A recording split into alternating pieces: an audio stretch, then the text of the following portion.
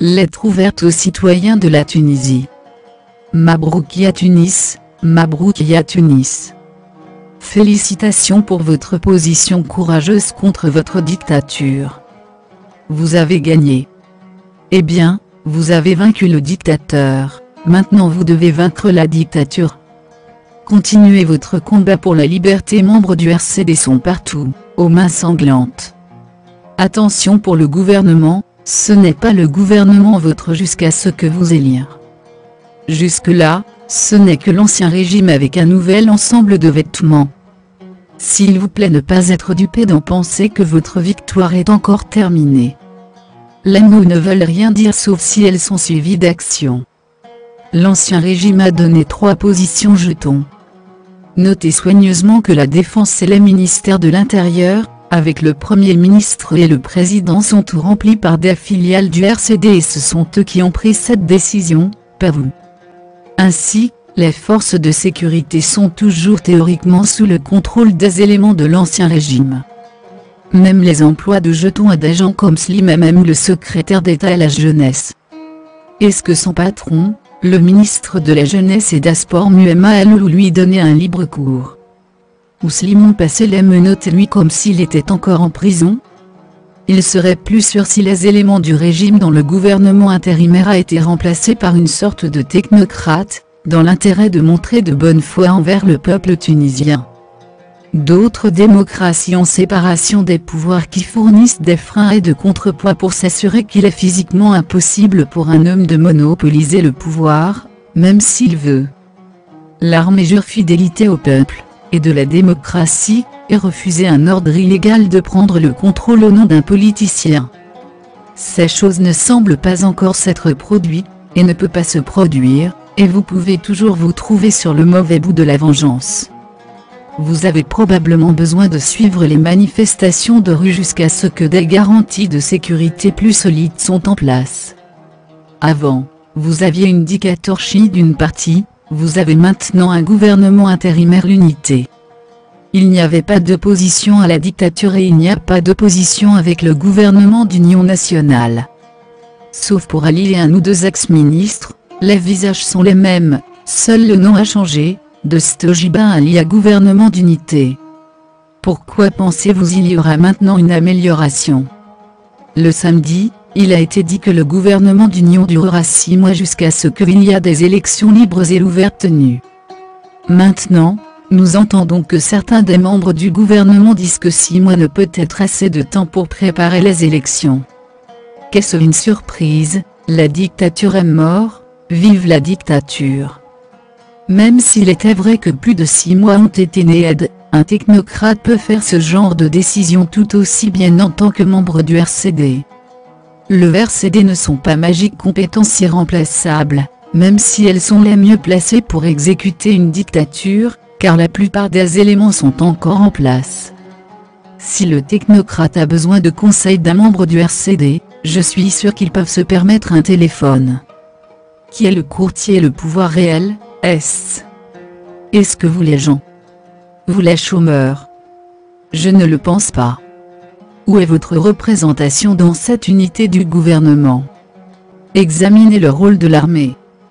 Ben Ali a fui le pays le jour après que l'armée a retiré son appui, a-t-il fui si vite parce qu'il avait peur de certaines manifestations ou a-t-il fui parce que quelqu'un avait un mot à l'oreille?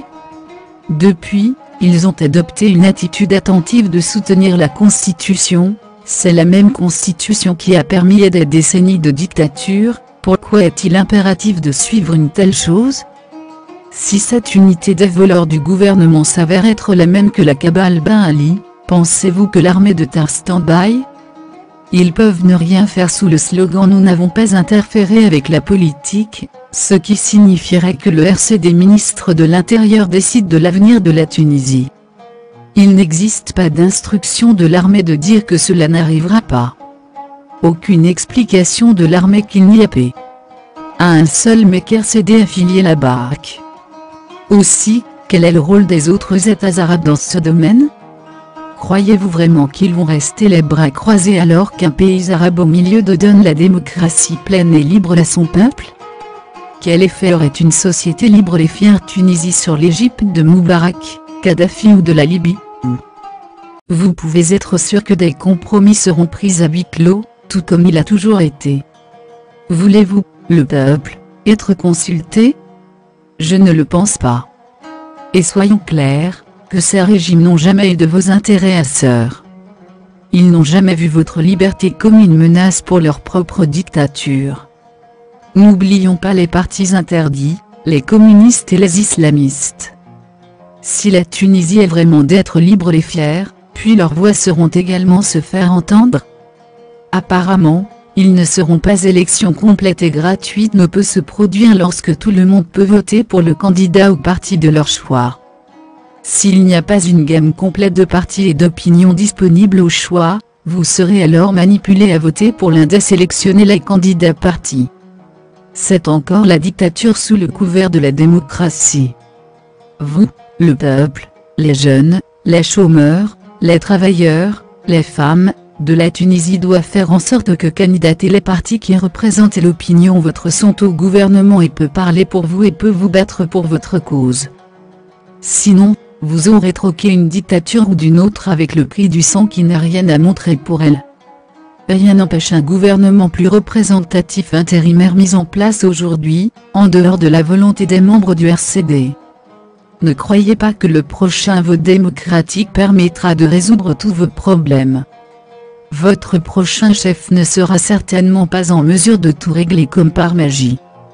Cependant, le grand danger est que quel que soit votre prochain chef sera, il n'y aura pas de garantie suffisante contre lui monopoliser le pouvoir. Ce sont ces garanties qui doivent être en place dès que possible. Vous ne pouvez littéralement pas faire confiance à personne. Il y a même eu des cas, par exemple la Géorgie, où un poète dissident tourne voyou. Vous pouvez inviter dans certains moniteurs d'outre-mer en provenance de pays que vous considérez être neutres et à vos meilleurs intérêts à cœur.